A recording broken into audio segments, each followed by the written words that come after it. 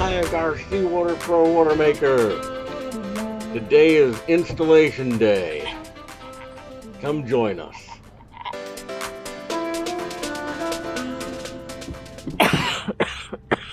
Here we are, beginning of our installation of the Sea Pro Watermaker. It's a lot of parts, but everything looks like it's here according to the instruction sheet. Instructions look great. We'll just take it step by step and bring you guys along and show you how this is done. This would apply to any boat, but we're putting it on a Victory 35 catamaran, and here we go.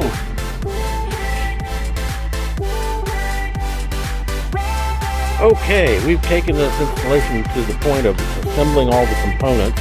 I was lucky that I could put together exactly the way the installation instructions laid it out, just because I had a lot of space. This catamaran forward locker, there's plenty of room to do it this way. Doesn't mean you have to. You can separate some of these components and move this filter elsewhere, perhaps just by extending the plumbing lines, and it's all hardware store stuff. Lowe's or Home Depot's got everything you need. Couple of things I did notice where the instructions aren't overly explicit, and where you can make a mistake if you're not paying attention, are several. One is check valves. We've got two check valves involved in this, and they are reversible. You can put them in two ways. One's the right way and one's the wrong way. You want to pay attention to the direction that the water is flowing when you install them. Now, if you follow the instruction sheet and look at the illustrations, you'll be fine. You want to make them look exactly like they do on the installation instructions. The other thing you want to look for is the in and the out on your filters, because they're important too, and it's conceivable you could put these together backwards also. So in order to make sure you understand how that works, you have to understand how the water gets to and flows through all these filters. The main one is your through-hole fitting, bringing raw water into the system, and that brings water in through this check valve. Water flows through the check valve, can only pass through it in one direction, goes to the T. It cannot go to the right because there's a check valve there stopping it, so it can only go to the left. As it goes to the left, it passes through these two filters out the other end of the high pressure pump. Pretty straightforward. The other source of water coming in here is your freshwater rinse. Now, your freshwater rinse comes in at this end of the system. It is controlled by this timer, and when the time is right to what you set it, this will open up the flow of water. It'll pass into this filter. It'll pass through this check valve, only being able to go one way. It'll get to this T. It cannot go this way back towards the through hole because of the check valve, and it will continue on through the filters and so on. So just keep an eye out for that, and you should have no problems. Well, here we are down in the locker. I was very fortunate to have this large space here that I could use for mounting everything. I've got everything kind of mocked up here. On the other side of this wall is a big empty cavity. I'm going to mount the high pressure pump on the other side of the wall just to make more room in this locker. And this locker does get a little wet, and we hose it down every once in a while, and I don't want the motor in this space. So we're going to drill a couple of access holes through here to bring plumbing wires through.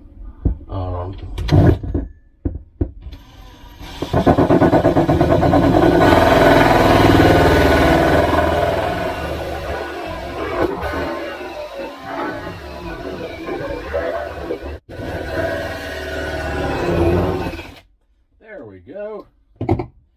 Now with that, I ought to be able to route my high pressure hoses into this compartment, and I will probably connect these to the high pressure cylinder here before I hang this back up on the wall. I've got everything held in with just one or two screws.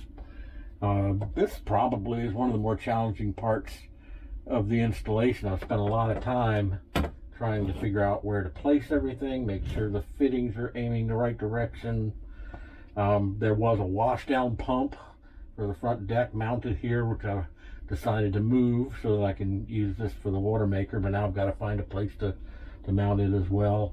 A propane tank sat in this space also, and I have to rearrange that. So advanced planning is a must. So moving right along.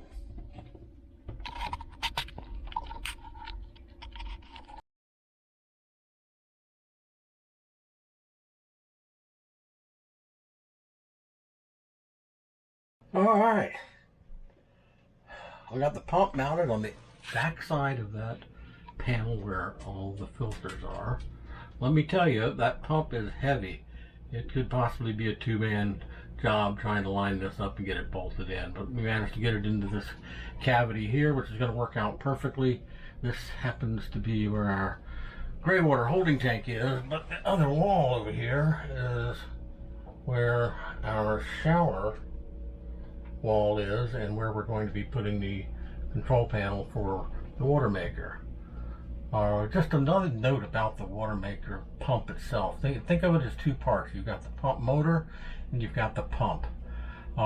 The pump motor can be oriented in several different directions, but the pump itself has to be oriented in the position shown in the drawings. The fill plug for the oil has to be aiming straight up. I would also suggest don't get ahead of yourself and put the drain plug for the oil in before you mount the pump on the wall, because it seeps a little bit, and when you tip the pump over it will leak out, and I wish I had waited until I got the thing mounted. Okay, we're moving right along here. Our pump is mounted in the compartment on the opposite side of the wall from the rest of the equipment. The electrical connection here, you'll notice it's around the corner and it's extremely close to the wall, making it hard to get the wires in, but a little trick I learned is this cover here does unscrew. You can unscrew it, rotate it around the other direction, screw it back in again, and now we've got a nice easy approach to get that wire in that compartment. So anyway, just thinking outside the box a little. Next on the list was figuring out how to get the fresh water supply, the clean fresh water, back into our plastic tank. Unfortunately, our tank didn't have any extra fittings to tie into. We looked into maybe cutting into that 1.25 inch filler hose and then reducing it all the way down to this size, but that would have taken a menagerie of plumbing fittings and would have been a mess. So we ended up finding this really cool product called a Uniseal. And the way this works is really pretty clever. You've got this rubber O-ring-ish gasket device here that you drill a hole through your tank, you press this into the hole, and then you take a piece of PVC pipe, which I've already got fittings on it, adapting down to our shark bite type fittings here for the fresh water, and you force it into the gasket here, and it takes some effort, they tell me, but it expands tight enough to make a totally waterproof connection. So let's see how this works.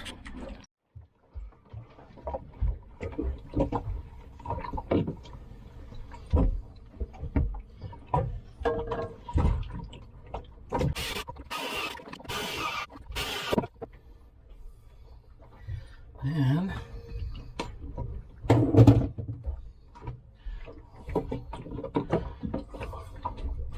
I'm going to press this in there.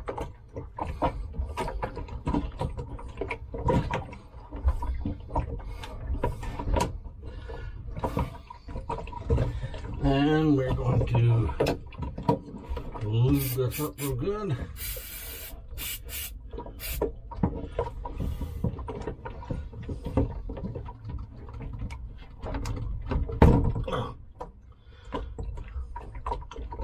And there we go.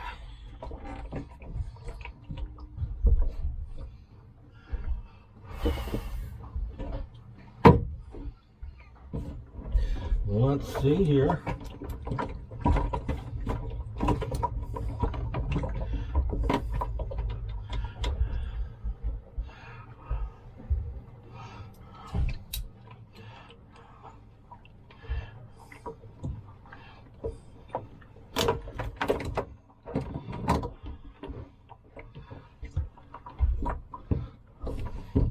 Look at that.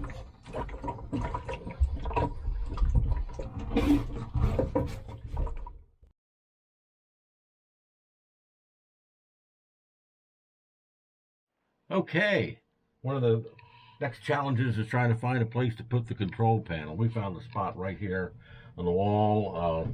Trick, make yourself a paper template, put it on the wall, mark it out, and then tape around your line so that your saw doesn't scratch anything. Cut that puppy out of there. And now we have a nice hole. And we found some old wiring back here that we'll probably dress up while we're in there.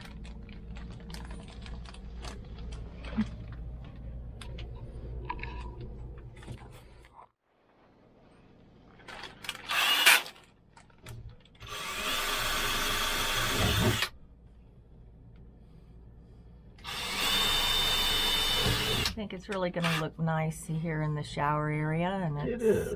Easily accessed. And on the other side of that wall is our water tank and the Watermaker. Yeah. You always got to think about how am I going to work on it later, because sooner or later everything breaks. All right, it works. Pull this out and we'll start routing some hoses. In hindsight, we realized that this panel looks good and fits well in the shower, but that's probably not the best place for this panel to be located. So we're going to modify this, install a 12 by 12 hatch, waterproof hatch, and then put the controls behind that hatch. So in operation, you open the hatch and reach inside and do the controls.